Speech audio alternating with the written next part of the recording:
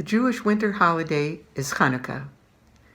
The events that gave rise to this holiday took place around 165 BCE in Jerusalem. At that time, the land of Israel was part of the Greek or Hellenic Empire, ruled by the Seleucids, who were based in Syria. The Seleucids were descendants of a general who had fought under the leadership of Alexander the Great. The Hellenic culture that spread through the land of Israel was especially attractive to Jews who were living in cities. The Seleucid ruler had renamed Jerusalem Antiochia after himself, and the Seleucid loyalists in Jerusalem even allowed a Greek-style gymnasium to be built in the Holy Temple courtyard.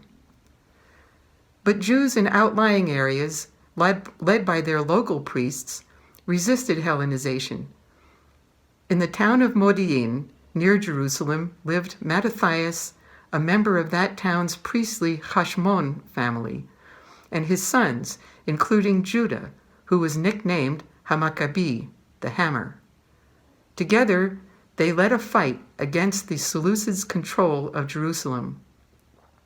At last, the insurgent Maccabees regained use of the temple and rededicated it for Jewish worship on the 25th of the Jewish month of Kislev.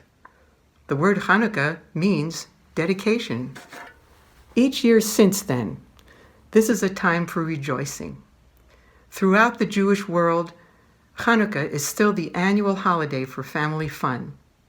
Adults and children exchange gifts, including gelt, which is Yiddish for money, and they enjoy games together.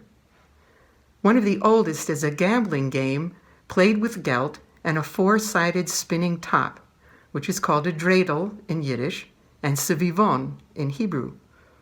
The top carries the ancient Hanukkah message: a great miracle happened there. And what was that miracle? It was the oil to rekindle the eternal light in the temple sanctuary. But the oil isn't mentioned in any of the writings from the time of the historical Hanukkah. Instead, it first appears several hundred years later in a legend about rededicating the temple. Although there was only enough oil for one day, miraculously, that oil lasted for 8 days until additional oil could be found. In this legend, it was divine intervention, not human action, that made the rededication of the temple possible. It is from the legend of the oil that some of the most beloved Hanukkah customs have come down to us. One is the 8 days of lighting candles in the darkest and coldest months of the year, the time when religious traditions throughout the Northern Hemisphere express the yearning for light and warmth. The other custom is eating delicious fried foods, such as donuts and potato pancakes called latkes. Chag Sameach, Happy Hanukkah. Hanukkah is a Jewish holiday that celebrates the victory of the Maccabees over the Syrian army. Hanukkah celebrates the oil that burned in the restored temple for 8 days. The oil was only supposed to last 1 day, but instead lasted the Maccabees enough time to find more oil.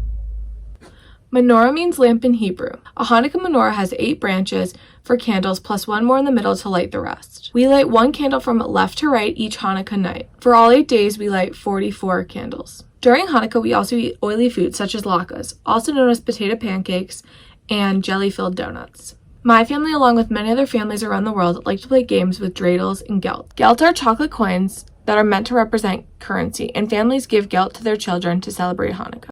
Dreidels are spinning tops. A dreidel has 4 sides and were used in secret when Jews were not allowed to practice their religion. Each side of the dreidel has a different Jewish letter. There's a nun, a gimel, a hey, and a shin, which stands for the Hebrew words Nes Gadol Hayashem. A great miracle happened there. Each player spins the dreidel, and depending on which side you land on, decides how much gelt you get. If the nun is facing up, the player does not have to give anything away. If a gimel is facing up, the player gets all the gelt. If a hay is facing up, the player gets half of whatever's in the pot. And if a shin is facing up, the player has to put something in the pot. Hi, I'm Raina. I'm Bree. And we're seniors at Pitt. And we're here to tell you about Hanukkah and the history of sufganiyot. Sufganiyot are fried balls of yeast dough filled with strawberry jelly and dusted heavily with powdered sugar. In Jewish history, it is said that these fried treats are a good fit for a holiday focused on oil, commemorating the miracle of one night of oil lasting for 8. The word sufgan can be traced back to the Greek word sudan, meaning spongy or fried. This dessert conquered most of Europe, and when Jews fled anti-Semitism in Europe, they brought their jelly-filled donuts to wherever they traveled to. Sufganiyot were not always jelly-filled, but due to decreased price in slave-produced sugar in the Caribbean, this led to a renaissance in sweet stuffed pastries. Happy Happy holidays! holidays!